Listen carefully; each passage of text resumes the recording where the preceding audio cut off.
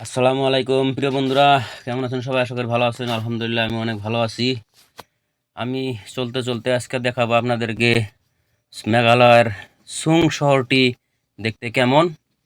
আমরা চলতে চলতে সেই সেই মেঘাচ্ছন্ন মেঘে সবসময় আবরে রাখা সেই ঘন কুয়াশার শহরটি, যে দৃশ্যটা, সেই দৃশ্যটা আপনাদেরকে দেখাবো। কি সুন্দর পরিষ্কার রাস্তা দিয়ে আমরা একেবারে শহরের প্রান্তে এসে গেলাম। এই যে শহরটি এই প্রচণ্ড গরমের দিনেও যেমন ঘন কুয়াশায় থাকে।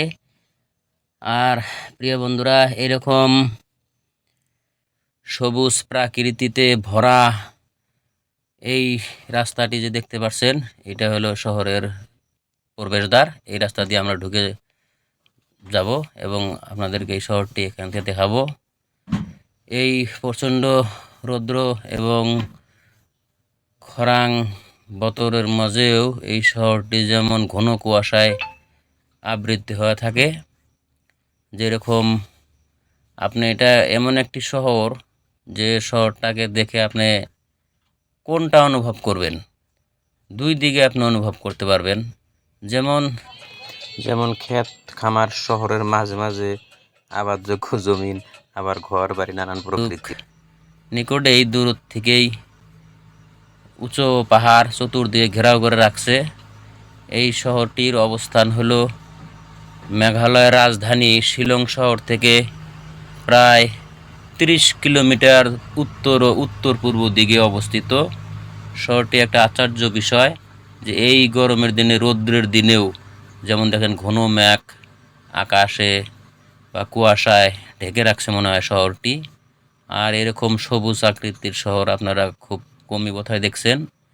যেমন নাকি এই শহরটা একদম যেরকম বিভিন্ন গাছ, তরুলতা, প্রাকৃতিক সৌন্দর্যে ভরা, আবার সেরকম অট্টালিকা, ঘর দুয়ারও অনেক দেখতে পাওয়া যায়। সেগুলো যেমন দেখেন একদম মেঘে ঢেকে রাখছে। যেখানে একটু বেশি গাছালি আছে সেখানে আরও শহরের ঘর দুয়ারও দেখা বা চোখে পরিলক্ষিত হচ্ছে না। শুধু বড় বড় যেগুলো অট্টালিকা, গাছপালা তার মাঝ দিয়ে দেখা যাচ্ছে। এই শহরে 99% খ্রিস্ট ধর্মের লোক বসবাস করে, 1% বাকি আদার্স।